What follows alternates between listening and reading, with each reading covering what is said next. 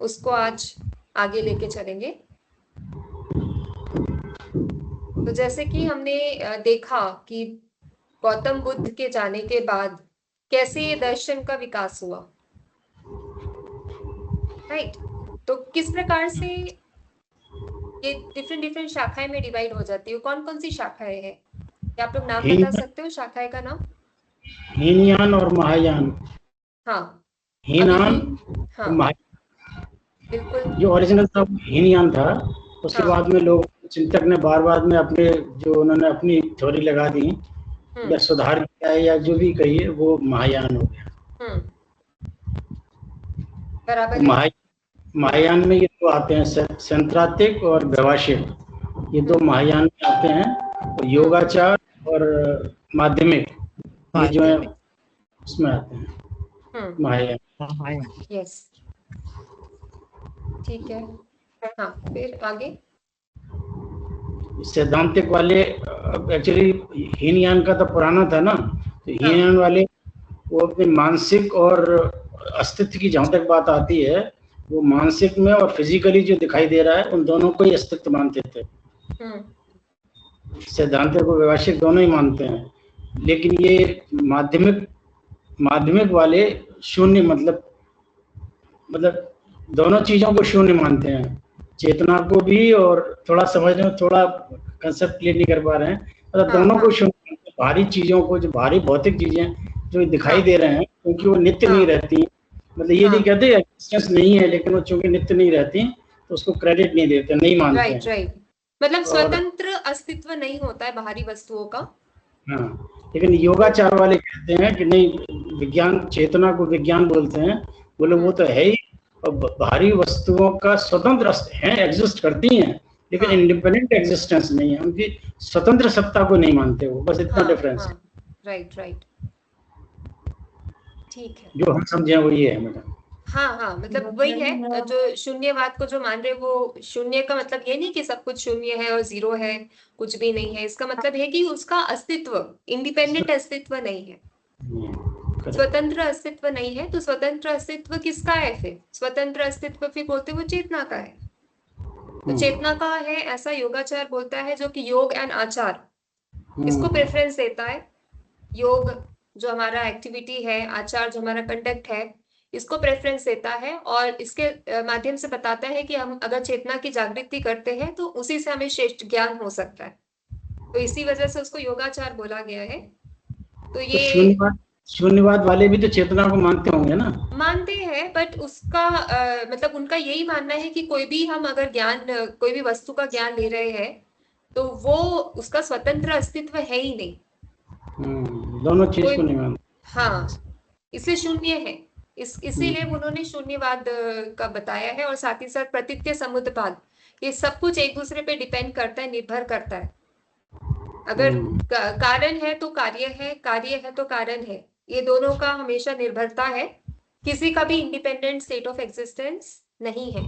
तो ये हो गया हमारा माध्यमिक और योगाचार, जो कि हीनयान में आता है। फिर महायान में जो है वो स्वतांत्रिक और वैभाषिक।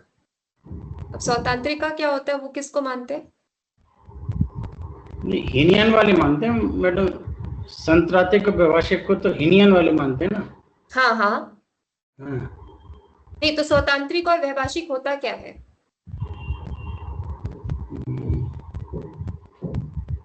जो कि दोनों प्रकार के, मानसिक और बाहरी दोनों प्रकार के अस्तित्व को मानते हैं, है ना? दोनों प्रकार के, मतलब मानसिक अस्तित्व भी और शारीरिक अस्तित्व भी, दोनों टाइप के अस्तित्व को मानते हैं।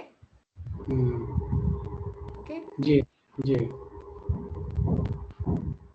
तो स्वतांत्रिक मानते हैं कि बाहरी वस्तुओं का जो ज्ञान होता है वो अनुमान के माध्यम से होता है, और वैभाषिक मानते हैं कि बाहरी वस्तु का ज्ञान जो होता है वो प्रत्यक्ष के माध्यम से होता है।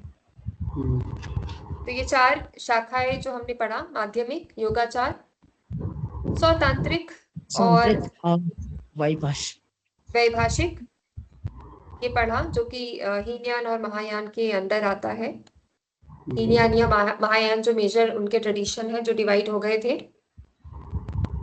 तो इतना हमने लास्ट क्लास में ऑलमोस्ट देखा है अबाउट हीनयान और महायान क्या होता है, और उनके उनका ज्ञान प्राप्त करने का माध्यम क्या है, वैभाषिक किस चीज को मानते हैं, और जो स्वतांत्रिक है वो किस चीज को मानते हैं, उनके कौन से मुख्य संप्रदाय है। जैसे जैसे हमने हीनयान और महायान पढ़ा, तो हीनयान महायान का हम और भी आगे पढ़ने वाले हैं, बट थोड़ा सा भी हमको मालूम होना था कि इतने ऐसे शाखाओं में डिवाइडेड है। अब आज जो पढ़ने वाले हैं वो है नेचर ऑफ सोल, आत्मा का स्वरूप। तो अब ये अभी जो पढ़े थे सत्ता, रियलिटी, सत्ता से थोड़ा सा डिफरेंट है नेचर ऑफ सोल और आत्मा का स्वरूप। तो अब इसको पढ़ने के लिए अभी तक जो सिद्धांत पढ़े हैं उसका तो उपयोग है ही, और साथ ही साथ उसके साथ भी और भी कुछ सिद्धांत है जिसके बारे में पढ़ के हम नेचर ऑफ सोल को समझ सकते हैं। तो अभी तक हमने यही जाना कि गौतम बुद्ध ने जो उपदेश दिए वो मुख्य तौर से 4 दार्शनिक सिद्धांत पे आधारित है, जिसमें हमने बात किया प्रतीत्य समुत्पाद की, यानी cause in effect relationship. Cause effect पे डिपेंडेंट है, इफेक्ट कॉज में डिपेंडेंट है। फिर हमने बात किया कर्मवाद की, फिर हमने क्षणिकवाद भी समझा कि क्षणिकवाद होता है कि everything is momentary, nothing is permanent. और वैसे ही होता है अनात्मवाद। अनात्मवाद यानी कि आत्मा का अस्तित्व नहीं होता है। क्या आत्मा का अस्तित्व होता है? अकॉर्डिंग टू जैन दर्शन होता है, होता है। हाँ होता है। बट यहाँ पे बौद्ध दर्शन ने ऐसा क्यों कहा कि आत्मा का अस्तित्व नहीं होता है, ये हम अभी समझने वाले हैं। तो यहाँ पे एक्चुअल क्या है? एक्चुअली ये बोला है कि स्थायी आत्मा, कोई परमानेंट टाइप का सोल एज सच कुछ नहीं होता है। तो स्थायी आत्मा या आत्मन को स्वीकार नहीं किया गया है। तो गौतम बुद्ध के अनुसार संसार में सब कुछ, एवरीथिंग, सब कुछ परिवर्तनशील है। और क्योंकि सब कुछ परिवर्तनशील है, यानी कि अगर सब में चेंजेस होते हैं, तो कोई भी चीज स्थायी नहीं हो सकती और कोई भी चीज अपरिवर्तनीय नहीं हो सकती। और जब ये कोई भी चीज या कोई भी वस्तु की बात हो गई, तो हम आत्मा को कैसे उससे अलग कर सकते हैं? तो यानी कि आत्मा भी जो है वो एक प्रकार से अपरिवर्तनीय आत्मा नहीं हो सकती। तो उनका ऐसा विचार है, और इसी को वो समझाते अनात्मवाद के कंसेप्ट में आ जाते हैं। मतलब ये ऐसा कंसेप्ट है कि काफी लोग इसको एक्सेप्ट नहीं कर पाएंगे। वो बोलेंगे कि ऐसा कैसे हो सकता है कि अनात्मवाद, यानी कि एक जीवन खत्म तो सब कुछ खत्म। बट बौद्ध दर्शन में ऐसा नहीं है। बौद्ध दर्शन में ऐसा नहीं बोल रहे हैं कि एक जीवन आपका खत्म तो वो जीवन जो है वो आप लेके वापस, यानी दूसरे जीवन में उसको लेके नहीं जा सकते हो, क्योंकि उन्होंने माना है ये जो पिछला जन्म है, अगला जन्म है, इसको माना है उन्होंने। बट फिर भी वो अनात्मवाद कहते हैं। तो ऐसा क्यों है कि सब कुछ मानने के बाद भी उन्होंने अनात्मवाद को प्रेफरेंस दिया है? यानी पास्ट जीवन, पास्ट लाइफ और फ्यूचर लाइफ, इसको मानने के बाद भी उन्होंने अनात्मवाद को श्रेष्ठ क्यों माना है, कि हमें समझने वाली बात है। तो गौतम बुद्ध के अनुसार जो जीवन है वो एक फ्लो है, निरंतर प्रवाह है। ये समझना बहुत ही आवश्यक है। अभी फ्लो को कैसे हम इमेजिन कर सकते हैं? एक फायर की तरह, फायर की फ्लेम की तरह। अब फायर की फ्लेम को जब हम देखते हैं तो वो हमें एक दिखाई देता है ना? बट क्या वो एक है? उसकी जो फ्लो है, उसमें जो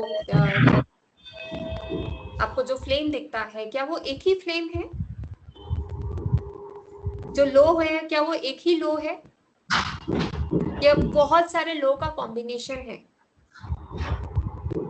क्या लगता है आपको, क्या वो एक ही लो है या बहुत सारे लो का कॉम्बिनेशन है? अगर एक ही होता तो अगर आप उसको लेके किसी और को जलाते तो वो तो खत्म हो जाना चाहिए था,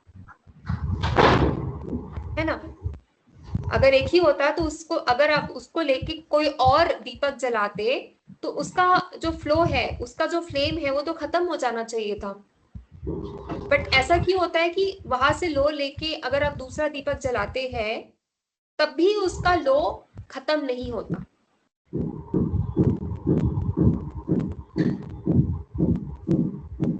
मतलब ये तो सोचने वाली बात है। अगर हमने कोई चीज एक में से निकाल के पार्ट करके दूसरी जगह डाली तो पहले वाला हिस्सा खत्म हो जाता है या आधा हो जाता है। बट अगर हम दीपक की लो को देखें, उसमें से हमने लो लिया और उससे कोई और काम किया तो भी उसका लो जलते ही रहता है, वो खत्म नहीं होता है। तो अगर इस हिसाब से अगर हम अपनी आत्मा को समझने का प्रयास करें तो कैसा होगा। तो इसी वजह से उन्होंने पिछली अवस्था या पिछले जीवन ये सबको तो एक्सेप्ट किया है। इवन अगली अवस्था यानी अगला जन्म जो होता है इसको भी एक्सेप्ट किया है। मतलब वो बोलते हैं कि ये निरंतरता का विषय है, ये कंटिन्यूटी का विषय है। ऐसा नहीं है कि कोई आत्मा है वो ट्रैवल करके दूसरा जीवन में जा रही है। It's like flame. फ्लेम कैसा कंटिन्यूअस होता है, आप उसमें से लो निकाल भी लो तब भी वो जलते ही रहता है। वैसा ही जो आत्मा है वो वहां पे खत्म भी हो जाए बट उसकी स्टिल कंटिन्यूटी होती रहती है। ऐसा नहीं है कि वो परमानेंटली खत्म हो जाए, बट ऐसा भी नहीं है कि वही आत्मा ट्रैवल करेगी, उसमें कुछ ना कुछ तो परिवर्तन रहेगा। तो बुद्ध ने पुनर्जन्म को स्वीकार किया है, और पर जो आत्मा ने एक शरीर से दूसरे शरीर में जाने का जो प्रोसेस है इसको उन्होंने नहीं माना है। पुनर्जन्म को स्वीकार किया मतलब एक जो पॉइंट है पुनर्जन्म एक्सेप्टेबल है या नहीं है, तो पुनर्जन्म को इन्होंने स्वीकार किया है। बट ऐसा नहीं है कि आत्मा जो है एक शरीर को छोड़ देता है और दूसरे शरीर में ट्रैवल कर देता है। उन्होंने इस कंसेप्ट को बहुत ही डिफरेंट तरीके से समझाया है। जैसे कि अभी मैंने आपको दीपक को उदाहरण दिया, दीपक का लो से आप समझ सकते हो कि कैसे दीपक के लो में कंटिन्यूटी रहती है। आपने उसको बुझा दिया, स्टिल उसकी ही सेम टाइप की लो दूसरे दीपक में जलाई जा सकती है। जैसे कि एक दीपक की लो से दूसरी दीपक जलता है पर दोनों लपटें एक नहीं होती, एक जैसी दिखती है पर एक नहीं होती। और उसी प्रकार जो वर्तमान जीवन के कर्म अगले जीवन को उत्पन्न करते हैं, बट दोनों आत्मा अलग होती है, इवन दोनों जीवन भी अलग होता है। ये वो समझाने का प्रयास कर रहे हैं कि ये कर्मों के हिसाब से होता है। जो आत्मा होती है, आज आत्मा इस जीवन में जो बंधन लेके चल रही है वो कुछ और कर्मों की वजह से है। अकॉर्डिंग टू अगर जैनिज्म भी लेके चले तो किसी और कर्मों की वजह से ये जीवन मिला है। बट कल अगर कोई और जीवन मिलता है तो उसमें कर्म का जो लोड होगा वो डिफरेंट होगा, मे भी कुछ और होगा या अभी से जो लेस होगा, है ना। तो वो इस माध्यम से समझाने चाहते हैं कि जो दोनों हमको जीवन मिलते हैं वो अलग ही होते हैं, बट उनके बीच जो संबंध होता है वो कारण और कार्य का संबंध होता है। मतलब अभी का जो जीवन मुझे मिला है वो पुनः पिछले जन्म के कुछ कर्म रुक गए थे, इस वजह से मुझे ये जीवन मिला है। अगर जैनिज्म का भी मान के चले तो यही है। और जो अगला जन्म मिलेगा वो भी कुछ कर्म बंधन जो है उसकी वजह से मिलेगा। तो यहाँ पे सब जो जो हो रहा है जीवन का, यहाँ पे जो प्रोसेस हो रहा है, कंटिन्यूटी हो रही है, वो कर्म बंधन की वजह से हो रहा है और साथ ही साथ कारण और कार्य के संबंध से हो रहा है। और इसी वजह से वो मानते हैं कि पुनर्जन्म तो संभव है, पर जो स्थायी आत्मा है जो कि अपना स्थान बदल रही है, आज इस जीवन में है कल दूसरे जीवन में है, इस प्रकार की चर्चा नहीं की जा सकती। तो बुद्ध ने कहा है कि कोई भी स्थायी आत्मा नहीं है, और मनुष्य का जो जीवन है वो चेतना का निरंतर प्रवाह है। It's like a flow of knowledge, चेतना का प्रवाह। अभी चेतना का प्रवाह क्या हो सकता है? आपने अभी दीपक का लो का प्रवाह समझा है, पर चेतना का प्रवाह क्या हो सकता है? चेतना तो ज्ञान का विषय हो गया। मतलब चेतना क्या है? एक प्रकार से ज्ञान ही है। अब ज्ञान के बारे में अगर हम समझे या सोचे तो हमें लगता है कि जो ज्ञान है वो इट्स लाइक ज्ञान का सागर है ना, ऐसे ही बोलते हैं ना हम, एक प्रकार से बोलते हैं तो। बट यहाँ पे चेतना का प्रवाह और चेतना का एक प्रकार से निरंतर प्रवाह, इसको कैसे समझा जाए? आप में से कोई इसको बता सकता है? चेतना का चेतना निरंतर प्रवाह। चेतना की कंडीशन बदलती रहती है ना। चेतना का ज्यादा कर्म आ गया उसमें तो दूसरी पर्याय धारण कर लेगी। मतलब शुद्धता विशुद्धता का जो डिफरेंस है वही प्रवाह है उसका। नहीं, थोड़ा और अच्छे से समझते हैं चेतना का निरंतर प्रवाह। मैडम हमारे जैन दर्शन में कहते हैं ना, वो आत्मा, वो सोल, वो चेतना है ना, उसको हमें क्या कहते हैं, उसको वो मरते नहीं ना, वो शाश्वत है ना, वो उसका फ्लो रहता है रहता ही नहीं ना मैडम। वो अगर क्या वो मरते नहीं है तो हम तो आत्मा शाश्वत बोलते हैं ना। वो तो उसका वो चेतन वो चलता ही रहता है ना, उसका प्रवाह चलता ही रहता है ना मैडम, निरंतर, ऐसा समझते हैं। हाँ, मतलब प्रवाह तो रहता है। मतलब हाँ, यही बोल रहे हैं हम कि चेतना का विज्ञान का प्रवाह है, बट ये जो प्रवाह है इट्स लाइक कंटिन्यूअस, कंटिन्यूएशन में निरंतर है। हम्म। तो जो प्रत्येक हमारी जो मानसिक अवस्था है वो पिछली अवस्था से उत्पन्न हुई, और ये जो अभी की जो अवस्था है वो अगली अवस्था का कारण बनेगी। इसको हम प्रवाह बोलते हैं। मतलब अभी जो हो रहा है वो पिछले कारणों से हो रहा है, और जो आगे जो होगा वो अभी की वजह से होगा। तो ये कंटिन्यूटी है। जैसे पासिंग द कुछ खेलते हैं ना एक्टिविटी, जो पास करते हैं बॉल को आप, रिले रेस, देन वो आगे लेके जाता है। तो इट्स लाइक अ कंटिन्यूएशन। और इसी वजह से जो हमारी स्मृति है और जो हमारा व्यक्तित्व है उसका भी हमेशा कंटिन्यूएशन होता है, उसमें भी हमेशा चेंजेस होता है, निरंतरता होता है, और उसमें भी हमें डिफरेंट डिफरेंट अनुभव देखने को मिलता है। अभी का जो जीवन है उसमें जो व्यक्ति अपने व्यक्तित्व लेके चल रहा है वो सेम व्यक्तित्व शायद वो अगले जीवन में लेके नहीं चलेगा, उसका व्यक्तित्व भी बदल जाएगा। अगर आत्मा सेम होती तो व्यक्तित्व भी सेम होना था। व्यक्ति का व्यक्तित्व किस वजह से होता है? आप लोग के लिए सवाल है, व्यक्ति का जो व्यक्तित्व है वो उसके सराउंडिंग्स की वजह से होता है, या उसके अंदर जो आत्मा है जो सेम है उसकी वजह से होता है?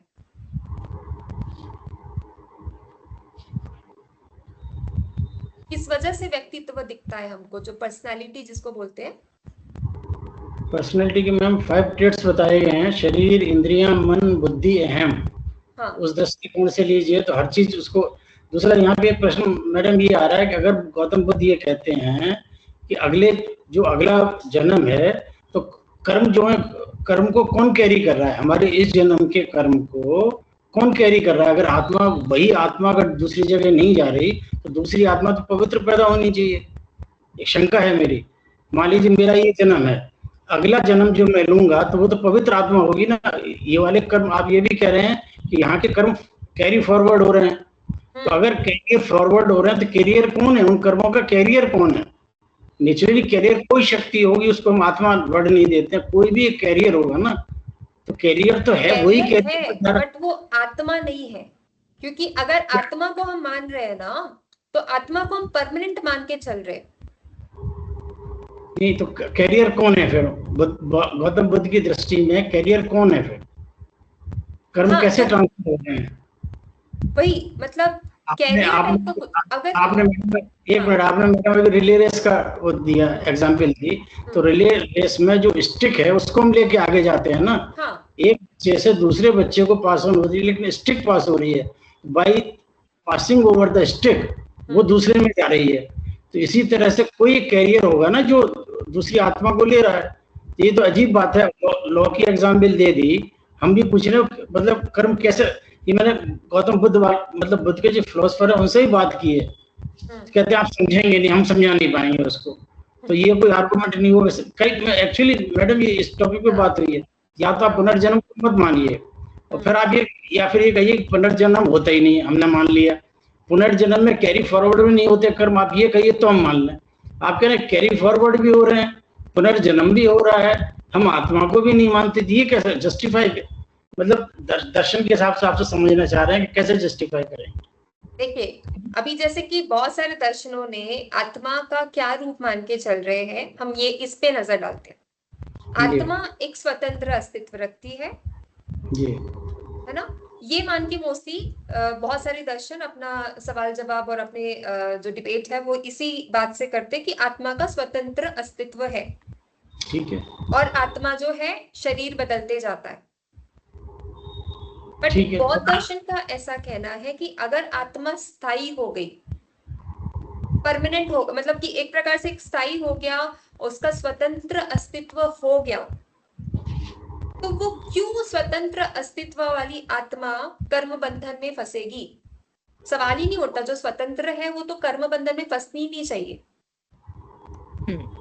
तो फिर इस जन्म का हमको अगले जन्म में कर्म नहीं मिलना चाहिए? बौद्ध धर्म के हिसाब से इस जन्म के जो कर्म है वो हमारे आगे, हम वो कह रहे हैं ना, पिछला अगला जन्म आपके पिछले कर्मों को डिसाइड करता है, ये भी मानना है वो तो कर्म। हाँ, तो उनको ही मानते वो continuity of Karma, flow, continuity को मानते, बट ऐसा कोई स्वतंत्र आत्मा को नहीं मानते वो। जबरदस्ती वाली बात है मैडम, ये तो मतलब चीज ट्रांसफर हो रही है, कैरियर को नहीं मानना है वो। हाँ, चीज ट्रांसफर हो रही है लेकिन कैरियर कौन है वही हमें नहीं पता। हाँ, बराबर है। चिट्ठी तो यहाँ से मतलब बंद एक पहुंच जाएगी। पॉइंट से अगर हम समझे तो अगर आत्मा स्वतंत्र है तो आत्मा तो बोलेगी मैं तो स्वतंत्र हूँ, मैं क्यों बंधन में फंसूं, मैं क्यों दूसरे शरीर में जाऊं, मैं तो स्वतंत्र हूँ। तो फिर कर्म क्यों ट्रांसफर हो रहे हैं? कर्म तो अब ट्रांसफर हो रहे, वही तो समझाने की कोशिश कर रहे गौतम बुद्ध की ये कंटिन्यूटी है, पुनर्जन्म है, वो कुछ ना कुछ कंटिन्यूएशन में हो रहा है, एंड दैट इज नॉट आत्मा। वो चेतना है, कॉन्शियसनेस है। कॉन्शियसनेस बोलेंगे बट वो आत्मा नहीं है जो कि परमानेंट स्टेट ऑफ एग्जिस्टेंस है। उसका डेफिनेशन कुछ और है। जैसे कि हम भी जेनेटिकली अगर देखा जाए, बायोलॉजिकली, तो हमारे जीन्स ट्रांसफर होते हैं। जो हमारे ग्रैंड पेरेंट्स के जीन्स थे शायद उसकी वजह से आज हम बने हैं, तो ये तो बायोलॉजिकली प्रूवन है। क्यों? क्योंकि वो कंटिन्यूटी है। बट उसका मतलब ये नहीं कि आज मेरे जो ग्रैंड पेरेंट्स थे जो थे वो आज मैं ही हूँ, मैं ही वो हूँ, उनकी आत्मा मेरे शरीर में है, मैं बात कर रही हूँ, ऐसा नहीं बोल सकते। वो कंटिन्यूटी है।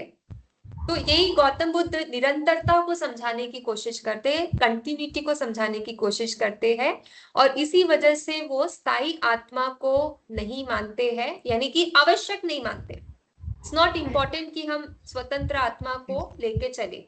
और गौतम बुद्ध ने इसीलिए अपने शिष्यों को आत्मा के बारे में मिथ्या धारणाओं को त्याग करने की शिक्षा दी कि आत्मा के बारे में अगर कोई मिथ्या धारणा है कि आत्मा दूसरा शरीर ले लेती है, अपना शरीर बदलती है, स्वतंत्र है, ये सारे मिथ्या भावना को त्याग करना है। इस प्रकार की शिक्षा गौतम बुद्ध देते हैं। तो बुद्ध के अनुसार जो भी व्यक्ति आत्मा को नित्य और स्थायी मानता है वह उसके प्रति, और दूसरा रीजन है आत्मा को स्थायी नहीं मानने का, हाँ, अगर वो उसको स्थायी मानता है तो उसके प्रति वो आसक्त हो जाता है, और क्योंकि वो आसक्त हो जाता है तो वहीं से दुख आता है। तो इसी वजह से उन्होंने कहा है कि जिस वस्तु का प्रमाण नहीं है उससे प्रेम करना व्यर्थ है। मतलब ये एक दूसरा रीजन है। और इसीलिए वो कहते हैं कि आत्मा के प्रति भी मोह छोड़ना है, कि ऐसे कोई स्वतंत्र आत्मा है, ऐसा भी अहंकार नहीं रखना है, ऐसा भी मोह नहीं रखना है, और इस सब को छोड़ के हमें जो हमारी जो रियलिटी है, वास्तविकता है, उसको समझना है। और इसी से हमारी जो डिजायर है, हमारी जो तृष्णा है वो कम होगी, और जब तृष्णा कम होगी तो दुख का भी अंत संभव होगा। अगर जब तक डिजायर कम नहीं होगी, तृष्णा कम नहीं होगी, तब तक दुख जो है वो कंटिन्यूएशन में चलता रहेगा। तो दुख को कम करना है तो तृष्णा को भी कम करना है। तो गौतम बुद्ध के अनुसार मनुष्य जो है वो कोई अलग और स्थायी आत्मा नहीं है, बल्कि वो एग्रीगेट है, समूह है, ये समझाने का प्रयास कर रहे हैं वो कि जो व्यक्ति है वो समूह है। अब किस किस का समूह है? शरीर का समूह है, मन का समूह है, साथ ही साथ चेतना, ये सबका वो समूह है। जैसे पहिए, धुरी और अन्य भागों के मिलने से ही जैसे रथ बनता है, वैसे ही हमारा शरीर, हमारा मन, उसकी अवस्थाएं, साथ ही साथ चेतना, ये सब के मिल जाने से मनुष्य बनता है। तो जब ये एग्रीगेशन या जब ये संबंध और जब ये समूह समाप्त हो जाता है, तब मनुष्य का अस्तित्व भी समाप्त हो जाता है। तो अगर एग्जिस्टेंशियलिज्म देखे कि बुद्धिज्म के हिसाब से एग्जिस्टेंशियलिज्म क्या है, तो वो समूह में है। समूह किस किस का? जो भी हमारे शरीर, मन, इंद्रिया, चेतना, सबका समूह है। अगर समूह नहीं है तो एग्जिस्टेंस नहीं है, समूह है तभी अस्तित्व है। जैसे कि चार्वाक दर्शन में भी एक प्रकार से सेम कंसेप्ट बताया कि शरीर, इंद्रिया, मन, ये सब एक साथ इकट्ठा होती है तो कुछ कॉन्शियसनेस टाइप का आता है, कुछ प्रोपोर्शन में इकट्ठा होगी तब भी कॉन्शियसनेस आएगा, प्राण शक्ति ये सब आएगा तभी कॉन्शियसनेस आएगा, अदरवाइज नहीं आएगा। तो ये एक साइंटिफिक थोड़ा एक्सप्लेनेशन देने की कोशिश करते हैं। तो बुद्ध ने मनुष्य को 5 स्कंद का समूह बताया है। अभी 5 स्कंद कौन सा है, ये तीसरा इंपॉर्टेंट पॉइंट है, इसको ध्यान से सुनते हैं। 5 स्कंद है रूप, वेदना, संज्ञा, संस्कार और विज्ञान। रूप, वेदना, संज्ञा, संस्कार और विज्ञान, ये 5 स्कंद है, एग्रीगेट जिसको हम इंग्लिश में बोलते हैं। इसी को वो इंपॉर्टेंट मान के चलते हैं। अब एक एक करके इसका मतलब समझते हैं। रूप का मतलब होता है शरीर और साथ ही साथ उसके गुण। शरीर और उसके गुण, ये आ गया रूप में। कोई भी पर्सनालिटी अगर व्यक्तित्व हम लेके चले तो व्यक्तित्व में कुछ ना कुछ शरीर के गुण होते हैं जिसको हम फिजिकल कैरेक्टरिस्टिक्स में लेके चलते हैं। तो वो हो गया शरीर और उसका गुण। अब वेदना क्या हो गया? अनुभव, जो हम एक्सपीरियंस करते हैं, सुख का अनुभव, दुख का अनुभव, ये सारे अनुभव हो गया वेदना। अब संज्ञा क्या हो गया? वस्तुओं की पहचान और ज्ञान। संज्ञा का अर्थ होता है वस्तुओं की पहचान और ज्ञान। जैसे संज्ञा का डेफिनेशन होता है ना, किसी को नाम देते हैं हम, पहचान देते हैं, तो संज्ञा होता है। वैसे ही किसी भी वस्तु के पहचान के लिए जो ज्ञान होता है उसको हम संज्ञा कहते हैं। अब नेक्स्ट है संस्कार। संस्कार में क्या आ गया? संस्कार में आ गया मन की प्रवृत्तियां, मन में जो बदलते बदलाव है, भावनाएं हैं, साथ ही साथ हमारी आदतें, साथ ही साथ कर्मों के प्रभाव, ये सारी संस्कार में आता है। और अंत में जो विज्ञान की बात हो रही है, चेतना की बात हो रही है, ये एक एनर्जी है। जो साइंस भी बोलता है कि चेतना, कॉन्शियसनेस इज एनर्जी। ये शक्ति है जो कि सभी अनुभवों का बोध कराती है।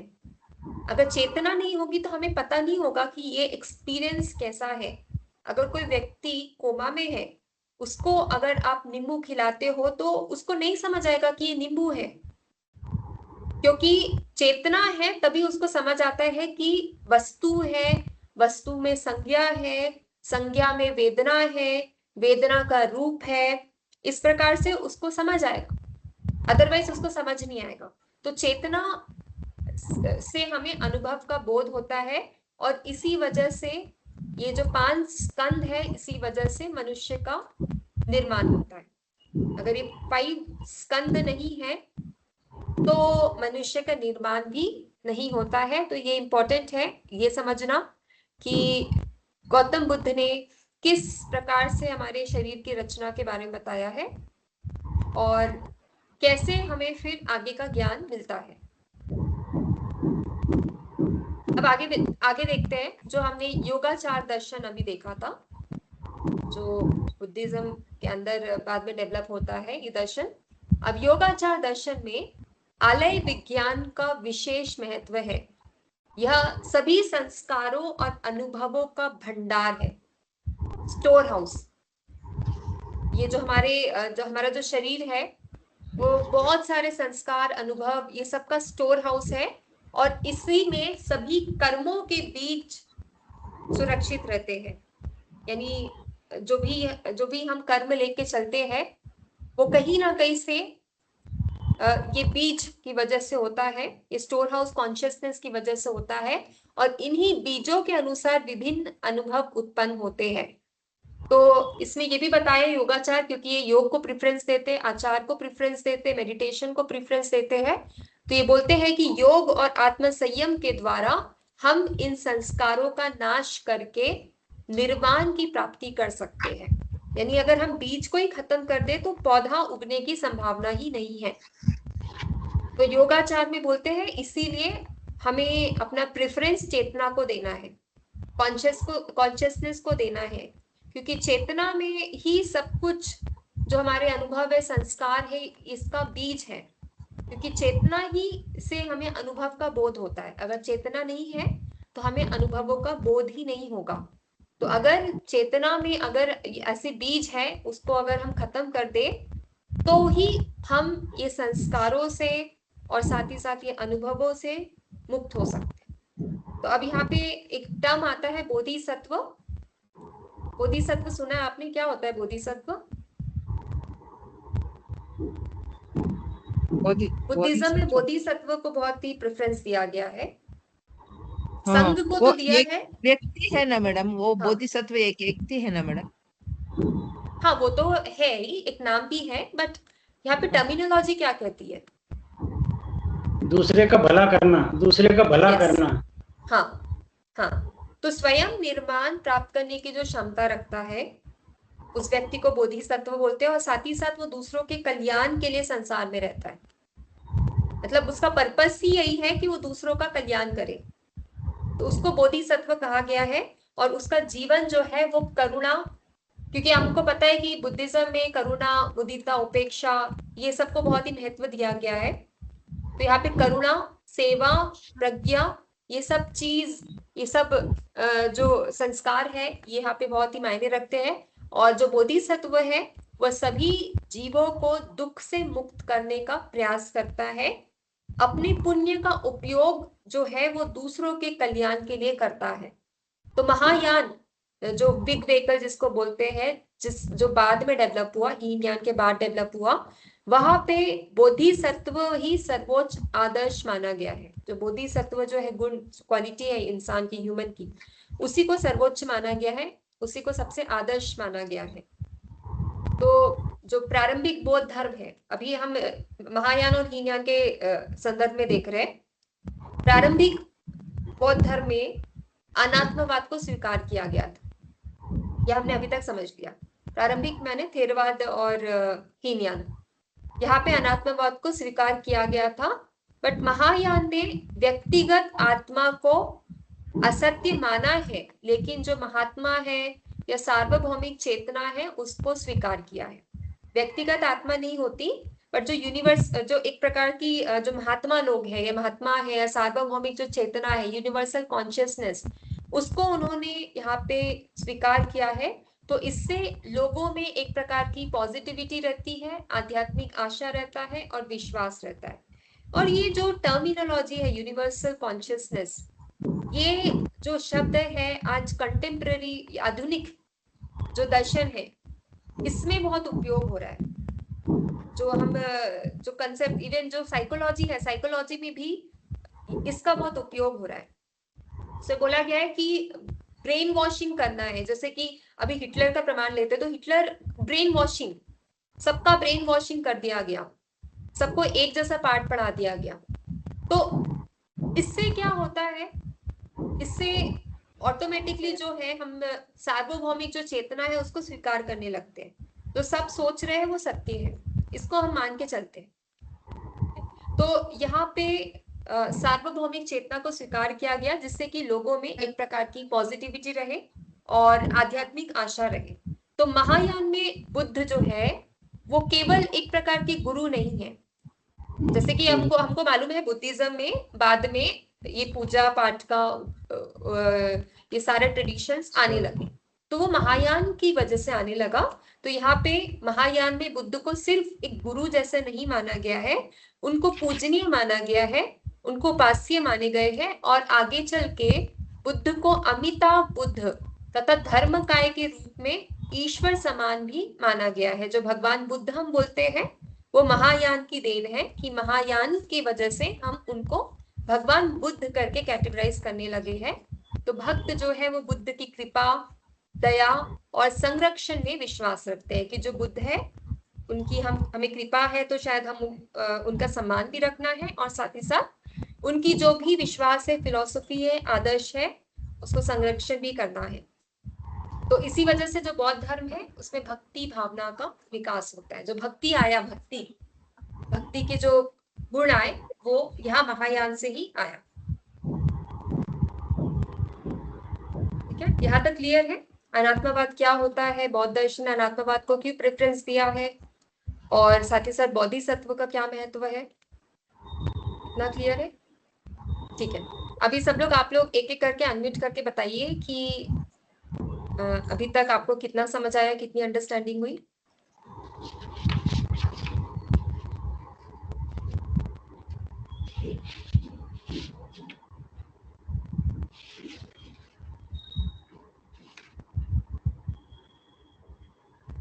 अच्छा अनिल सर ही बताते हैं मैडम।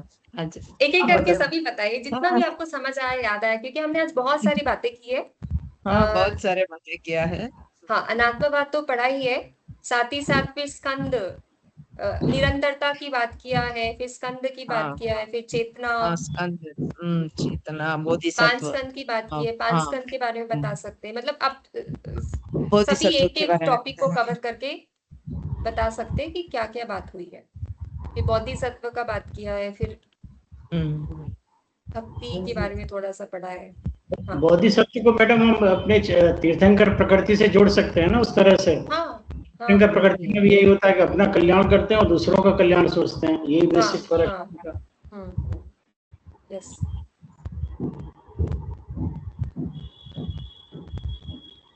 चलिए बताइए एक एक करके, आपने अभी तक मतलब एक समराइज करके बताइए क्या क्या सीखा।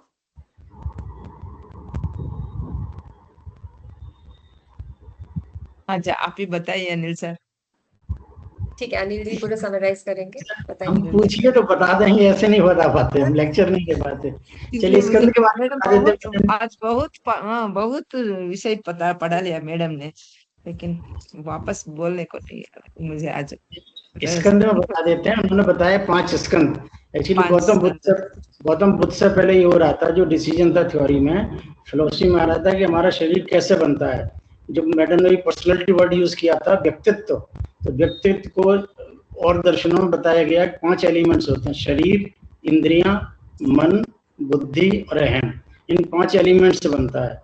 लेकिन बुद्ध थे, उनको भी अपना कुछ नई थ्योरी लानी थी, तो उन्होंने बताया कि नहीं, इसमें ये 5 चीजें बनती हैं। रूप, मतलब शरीर को उन्होंने रूप नाम दे दिया। रूप, वेदना, संज्ञा, संस्कार और विज्ञान। जो हमारी आत्मा होती है, हम आत्मा और शरीर ये तुम जानते ही हैं, तो आत्मा और शरीर को, आत्मा को उन्होंने विज्ञान नाम दे दिया, शरीर को रूप दे दिया। ये 2 चीज तो कॉमन रहे। अब उन्होंने वेदना, अनुभव जो आप करते हो, वेदना का मतलब तकलीफ नहीं है। कुछ लोग वेदना का मतलब तकलीफ लगा देते हैं। वेदना का मतलब तकलीफ नहीं, वेदना का मतलब हाउ डू यू फील। तो फील में आप क्या करेंगे, या तो सुख करेंगे या दुख करेंगे, रटने की जरूरत नहीं है। वेदना का मतलब क्या है, क्या तुम अच्छा फील करेंगे या बुरा फील करेंगे, क्या तुम सुख फील करेंगे या दुख फील करेंगे, तो वेदना के अंतर्गत ही आ जाता है। संज्ञा, जैसे हम किसी का नाम देते हैं, प्रॉपर नाउन में कहते हैं ये राम है, तो हम क्यों कहते हैं, रिकॉग्निशन के लिए कहते हैं हम, उसका मतलब पहचान के लिए कहते हैं। तो उन्होंने मतलब बताया संज्ञा, वस्तुओं की पहचान हो जाएगी। अगर संज्ञा नहीं होगी तो आप पहचान कैसे करेंगे, तो उन्होंने संज्ञा को भी जगह दी है। और संस्कार, जो आपकी हैबिट्स बनती हैं, जो हम डेली काम करते हैं, वो धीरे धीरे हैबिट बनती हैं। यही हैबिट फिर हमारी प्रवृत्ति बन जाती है। आपने देखा होगा कुछ लोगों की आदत ही गुस्से की होती है, इरिटेट करते हैं, है ना, बात बात पे गुस्सा होते हैं, तो उनकी आदत बन जाती है। वो करते नहीं, अपनी तरफ से नहीं करते। प्रवृत्ति किसको कहते हैं, स्वतः आदत, उनको नहीं मालूम, उनके सबकॉन्शियस माइंड में वो भरा हुआ है, वो संस्कार बन जाते हैं, वही प्रवृत्ति कहते हैं हम। तो जैसी प्रवृत्ति बन जाती है वैसी आदत हो जाती है, जैसी आदत होती है वैसी मूड बन जाता है। साइकोलॉजी में तो बहुत कंटिन्यूटी में सब बताया गया है। इस तरह से गौतम बुद्ध ने इन 5 चीजों को एक्सप्लेन किया है। वेरी नाइस, विज्ञान बहुत अच्छा अनिल जी। और हाँ, आप विज्ञान भी बोले, विज्ञान छोड़ दिया। विज्ञान तो बताया शुरू में, चेतना, आत्मा को तो आत्मा और शरीर दो तो मेन चीज ली है ना, फिर उन्होंने विज्ञान क्या दिया और शरीर को उन्होंने रूप बोल दिया। दो तो बेसिक एलिमेंट्स थे ना। और मैडम, और बोधिसत्व के बारे में आपने बताया। बोधिसत्व क्या होता है? वो तो दूसरों के कल्याण के लिए ही उसका जीवन होता है। उसको उसमें करुणा, सेवा और प्रज्ञा भाव रहता है। और ये बोधिसत्व का वो महायान पंथ से ही ये बोधिसत्व का प्रारंभ हुआ है मैडम। इनमें इनको सर्वोच्च माना है मैडम। महायान में बोधिसत्व को सर्वोच्च माना है। ये महायान पद्धति में बुद्ध को सिर्फ गुरु नहीं माना है, उसको भगवान ईश्वर के समान माना है मैडम। ऐसे ही वो उनको भक्ति करते हैं, वो भक्ति करते हैं। और बुद्ध ने पुनर्जन्म को स्वीकार किया है, लेकिन आत्मा को नहीं माना है मैडम। आत्मा कंटिन्यूटी को नहीं माना है। आत्मा वो दूसरे नहीं, आत्मा के स्वतंत्र अस्तित्व को नहीं माना है, स्वतंत्र अस्तित्व, कंटिन्यूटी को माना है, उन्होंने निरंतरता को माना है। स्वतंत्र दोनों अलग अलग है। नहीं माना है। हाँ मैडम, ऐसा बोले तो इस भाव का वो कर्म रहता है ना, आगे अगले भाव में वो कंटिन्यूटी नहीं होता है। होता है। कर्म होता है, होता कर्म है तो कंटिन्यूशन तो होता है कौन ना। भुगता है मैडम? आत्मा दूसरा रहता है ना, दूसरा आत्मा रहता है ना, कौन भुगता है? वो कर्म कौन भुगता है? उस पर चुप हो जाते हैं, नहीं जवाब देते, चुप हो जाते हैं, कहते हैं आप नहीं समझाएंगे। अरे कोई तो करियर होगा, कोई तो किसी पे तो रख के ले जाएंगे। हमने कोई सब्जी बनाई, हम प्लेट में एक जगह से दूसरी जगह में ले रहे हैं, स्थानांतरण कर रहे हैं, क्षेत्रांतर कर रहे हैं, किसी प्लेट में ले जाएंगे ना। तो आप जो कर्म को कैरी कर रही है वो प्लेट कौन सी है? वो आत्मा ही तो है। अब आप कह रहे हैं स्वतंत्र आत्मा है, स्वतंत्र आत्मा है, तो पिछले कैरियर जो है वो स्कंद को बताया है, यहाँ पे समूह को बताया है। नहीं, समूह तो यहीं रह गया, वो तो जल गया ना, रूप तो यहीं जल गया। समूह जल नहीं गया ना, उसपे विज्ञान भी आता है ना। तो फिर विज्ञान की एग्जिस्टेंस मानना है, इसका मतलब विज्ञान कंटिन्यू कर रही है। कहीं ना कहीं कुछ कंटिन्यू कर रहा है, बट वो ऐसा स्वतंत्र आत्मा कंटिन्यू कर रहा है। जैसे कि अभी हमने दीपक का एग्जांपल देखा, जैसे आपने बोला। मैडम, बहुत बहस हुई है, मैं इस निचोड़ पे पहुंचा हूँ कि उन्होंने जिस चीज को प्रूव नहीं कर सकते थे उसको उन्होंने नहीं किया ना। तो उन्होंने जब किसी ने कहा आत्मा होती है कहाँ, तो बोले नहीं, आत्मा कुछ नहीं होती, वो कर्म ट्रांसफर हो जाते हैं, आत्मा नहीं ट्रांसफर होती, वो आत्मा सेपरेट है। और रही इसकी बात, उनकी लॉ की बात, उसका भी मैंने तर्क किया है लोगों से, उन बहुत लोगों से तर्क किया है कि आप जो उसकी कंटिन्यूटी बात कर रहे हैं, लॉ से लॉ जलाना जरूरी नहीं है। If you create the same temperature on that particular, आप बत्ती ले लीजिए, उस पर अगर आप वो टेम्परेचर किसी तरह से कंसंट्रेट करके उतना ही टेम्परेचर कर दें तो आग लग जाएगी। आप सूर्य की किरणों पे लीजिए, कॉन्वेक्स लेंस ले लीजिए और कागज पे कॉन्वेक्स लेंस की किरणों को केंद्रित करिए तो आग लग जाती है। वो आग कहाँ से आ गई? क्यों करता है वो? क्योंकि कहीं ना कहीं वो कंडीशन मैच हो रहा है ना। उस समय एक्चुअली इतना तर्क करने वाले नहीं थे, इतनी साइंस का विज्ञान नहीं था, तो जवाब नहीं दे पाए। आज के आदमी से अगर तर्क करें तो कहेगा लाइए बिना लौके में जला देता हूँ, बताइए कहाँ से जल गया ये अग्नि कहाँ से आ गई। It's a matter of creating the same temperature. उस टेम्परेचर पर कोई चीज आएगी तो जल जाएगी, खत्म। हमने जब दूसरी बत्ती लगाई तो वो टेम्परेचर ट्रेन हो गया कि वो चीज पुरानी लॉ उस टेम्परेचर पे थी, तो हमने उस टेम्परेचर पे हम ले आए, वो आग जल गई। लॉ का इस लॉ से कोई मतलब ही नहीं है। मतलब अगर वो टेम्परेचर में नहीं लगता, यानी वो विज्ञान यूज नहीं होता, तो वो आग नहीं लगती। नहीं लगती, सीधी सी बात है। वो लॉ ने नहीं जलाया, वो टेम्परेचर ने जलाया। हाँ, टेम्परेचर के साथ साथ और भी कंडीशंस अप्लाई थे जिसकी वजह से वहां पे आग लगी। सेम प्लेस में अगर आपने कंसंट्रेशन किया तभी जाके वहां पे आग लगी। आर्गुमेंट के ठहरते नहीं है मैडम, थोड़ी देर आप बहस करिए तो ठंडे वही आपकी समझ तो है। बहस का अंत नहीं है, सही बात है। तो हमें सिर्फ फोकस करना है कि उन्होंने क्या बताया है उस पे, हमें नंबर विचार करना है। हमें मैडम नंबर इस बात पे मिलना है कि बौद्ध धर्म ने क्या बताया। हमें तर्क नहीं करना है, फैक्ट यही है कि उन्होंने क्या बताया। तर्क नहीं करना है, मतलब उनके विचारों पे थोड़ा सा सोचना है, समझना है, उनके विचारों को समझने का प्रयास करना है। मतलब वो ऐसा नहीं है कि विचारों को हमको एकदम समझ ही जाएंगे, ये बिल्कुल भी जरूरी नहीं है। बट हाँ, कोशिश तो करनी है कि उन्होंने क्या बताया है। जैसे कि आज आज तो हम समझ पाते परमार्थी क्या है, एब्सोल्यूट क्या है, मतलब कुछ लोग तो ये भी नहीं समझ पाते कि एब्सोल्यूट क्या होता है, क्योंकि वो क्षमता ही नहीं अभी तक आई है। तो उनसे तो बेटर है हम कि थोड़ा इतना तो भी एटलीस्ट समझ पा रहे हैं। अभी मैडम महायान भी क्यों डेवलप हुआ? महायान इसलिए डेवलप हुआ कि पहले हीनयान था। हीनयान में सिद्धांत बताते थे। जब कभी आप जैन धर्म के सिद्धांत किसी को समझाएंगे तो लोग बोर हो जाएंगे। बोर हो हम जाएंगे, लोग राइट। जैन लोगों के प्रवचन में आप कभी स्टडी करिए, लोग बोर हो जाते हैं, नींद आने लगती है, क्योंकि आज सिद्धांत को आदमी समझना नहीं चाहता। अब आजकल की जो देवियों के जागरण होते हैं उसमें रात भर जागते हैं लोग, रात भर जागते हैं, डांस करते हैं, गाने गाते हैं। क्यों? क्योंकि वहां पे भक्ति रस आ गया। यस हम यस। मजा रस होते हैं। जब तक हमें रस नहीं आएगा तब तक हमारी इंद्रियों को, हमारे ब्रेन को आराम नहीं मिलेगा, हम उसमें इन्वॉल्व नहीं हो पाएंगे।